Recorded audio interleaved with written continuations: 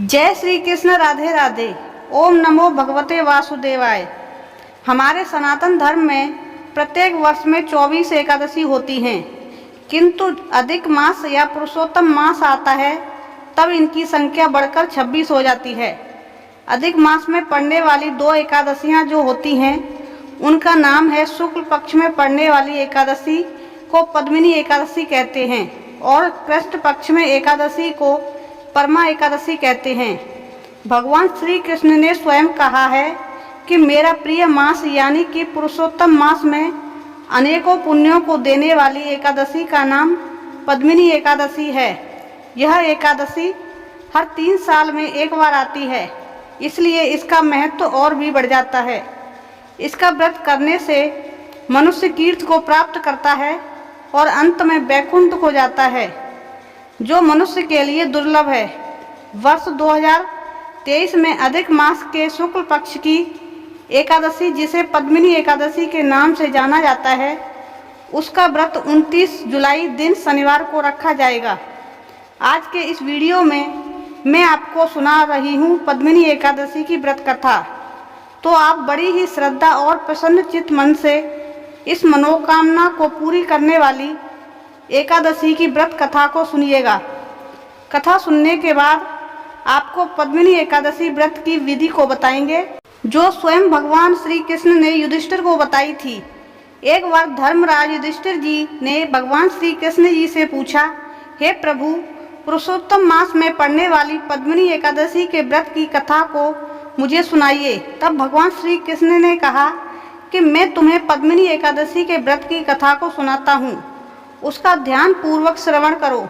यह सुंदर कथा महर्षि पुलस्त ने नारद जी से कही थी। एक बार कार्तवीर ने रावण को अपने बंदी गृह में बंद कर लिया था। उसे महर्षि पुलस्त ने कार्तवीर से विनय करके छुड़ाया। इस घटना को सुनकर नारद जी ने महर्षि पुलस्त से पूछा कि हे महर्षि, इस मायावी रावण को इसने सभी देवताओं सहित इंद्र को जीत लिया था।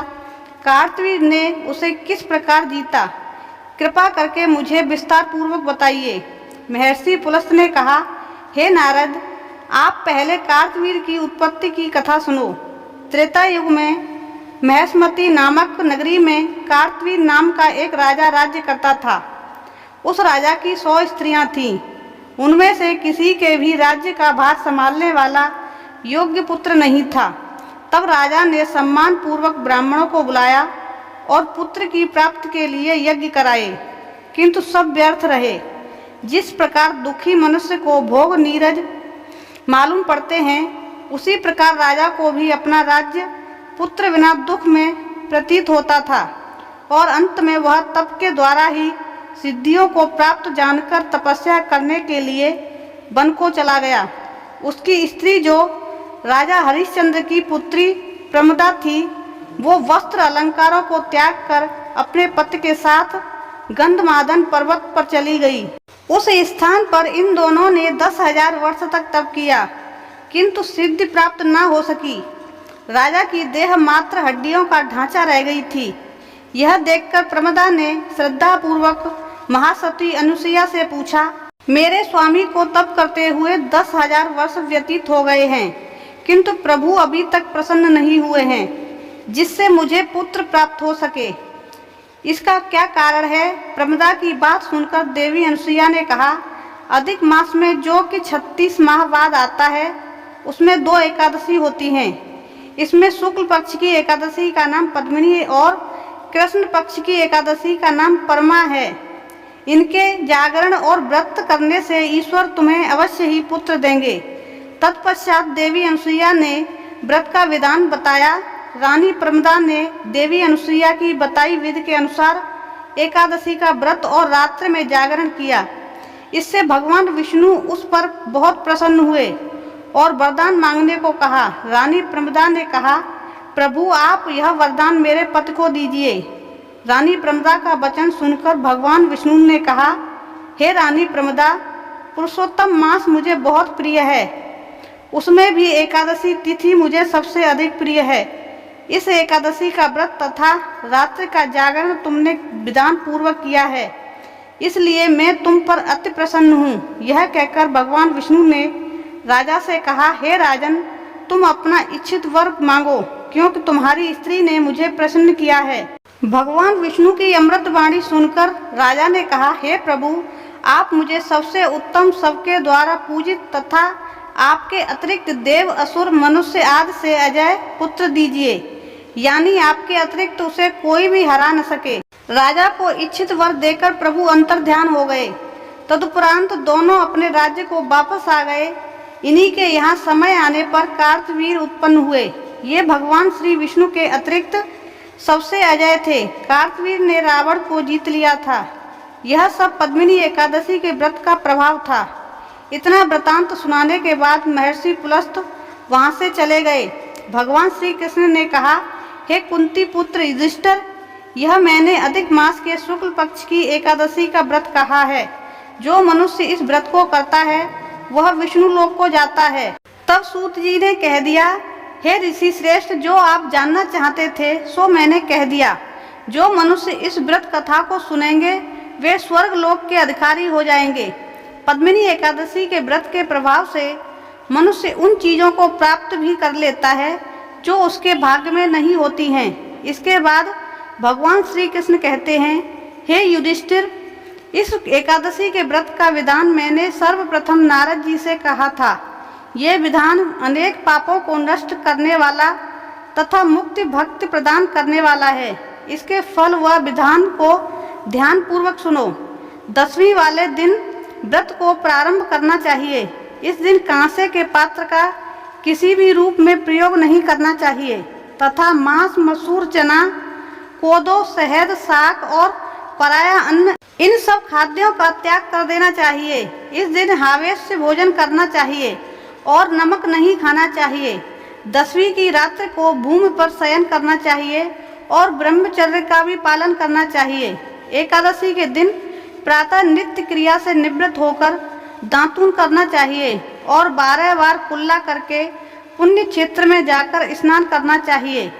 उस समय गोबर, मृत का तिल, कुश, आवल की चूर्ण से विधि पूर्वक स्नान करना चाहिए। स्नान करने से पहले शरीर पर मिट्टी लगाते हुए उसी से प्रार्थना करनी चाहिए कि हे मृतके, मैं तुमको प्रणाम करता हूँ। तुम्हारे स्पर्श से मेरा शरीर पवित्र हो। सभी औषधियों में पैदा हुई और पृथ्वी को पवित्र करने वाली तुम मुझे शुद्ध करो। ब्रह्मा के थूक से पैदा होने वाली तुम मेरे शरीर को स्पर्श करके मुझे पवित्र करो। हे शंख चक्र गदाधारी देवों के देव पुंडरीकाक्ष, आप मुझे स्नान के लिए आज्ञा दीजिए। स्नान करने के उपरांत स्वच्छ और सुंदर वस्त्र धारण करके तथा संध्या तर्पण करके मंदिर में जाकर प्रभु का पूजन करना चाहिए। स्वर्ण की राधा सहित कृष्ण भगवान की मूर्ति और माँ पार्वती सहित महादेव जी की मूर्ति बनाकर पूजन करें। धान्य के ऊपर मिट्टी या तांबे का कुंभ रखना चाहिए। इस कुंभ को वस्त्र तथा गंध आदि से अलंकृत करें। उसके मुंह पर तांबे, चांदी या सोने का पात्र रखना चाहिए। इस पात्र पर भगवान विष्णु की मूर्ति रखकर धूप, दीप, नैवेद्य, पुष्प, केसर आदि से उसका पूजन करना चाहिए और सुंदर सुंदर पुष्प चढ़ाने चाहिए। इसके बाद भगवान विष्णु के सम्मुख गायन, नृत्य आदि करना चाहिए। भक्तजनों के साथ प्रभु के सामने पुराण की कथा सुननी चाहिए। पुरुषोत्तम मास के शुक्ल पक्ष की पद्मिनी एकादशी का व्रत निर्जल रहकर रखना चाहिए। यदि मनुष्य में निराहार रहने की शक्ति न हो तो उसे जलपान या अल्पाहार से व्रत रखना चाहिए। रात्रि में जागरण करके नृत्य तथा गायन करके प्रभु का स्मरण करते रहना चाहिए। हर प्रहर मनुष्य को भगवान विष्णु या भोलेनाथ का पूजन करना चाहिए। पहले पहर में भगवान को नारियल, दूसरे पहर में बेल फल यानी कि बेल का फल व तीसरे पहर में सीताफल और चौथे पहर में सुपारी, नारंगी अर्पण करना चाहिए। इससे पहले पहर में अग्नि होम का, दूसरे पहर में वाजपेयी यज्ञ का, तीसरे पहर में अश्वमेघ यज्ञ का और चौथे पहर में राजसूय यज्ञ का पुण्य मिलता है। इस व्रत से बढ़कर संसार में और कोई यज्ञ, तप, दान या पुण्य नहीं है। एकादशी का व्रत करने वाले मनुष्य को सभी तीर्थों और यज्ञ का फल प्राप्त हो जाता है। इस प्रकार से सूर्योदय तक जागरण करना चाहिए और स्नान करके ब्राह्मणों को भोजन कराना चाहिए। सभी पदार्थ भगवान की मूर्ति सहित ब्राह्मणों को देने चाहिए।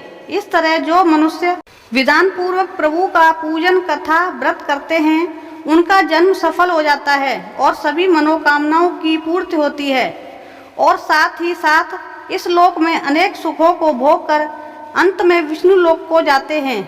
हे युधिष्ठिर, यह मैंने तुम्हें एकादशी व्रत का पूरा विधान बता दिया है। आइए अब काशी के पंचांग के अनुसार जान लेते हैं कि एकादशी तिथि कब से कब तक है और अगले दिन व्रत का पारण कितने बजे से करना शुभ होगा। पद्मिनी एकादशी तिथि कब प्रारंभ होगी? 28 जुलाई को दोपहर 2:51 और एकादशी तिथि समाप्त होगी 29 जुलाई को दोपहर 1:05 पर। तो सूर्य उदय के समय एकादशी तिथि 29 जुलाई को होने के कारण पद्मिनी एकादशी का व्रत 29 जुलाई को ही रखना शास्त्र अनुसार सर्वोत्तम रहेगा। व्रत का पारण अगले दिन 30 जुलाई दिन रविवार को किया जाएगा और व्रत को खोलने का शुभ समय होगा सुबह 5:24 से लेकर सुबह 8:04 के मध्य में।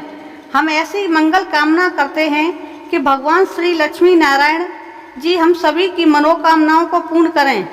सभी भक्त मिलकर बोलिए श्री लक्ष्मी नारायण भगवान की जय, बोलिए श्री राधा कृष्ण भगवान की जय, बोलिए श्री शंकर पार्वती भगवान की जय। दोस्तों, उम्मीद है वीडियो आपको पसंद आया होगा। वीडियो पसंद आए तो वीडियो को लाइक, शेयर और चैनल को सब्सक्राइब जरूर करें। मिलते हैं ऐसी ही नई वीडियो में, तब तक के लिए आप सभी लोगों का धन्यवाद। जय श्री कृष्ण, राधे राधे।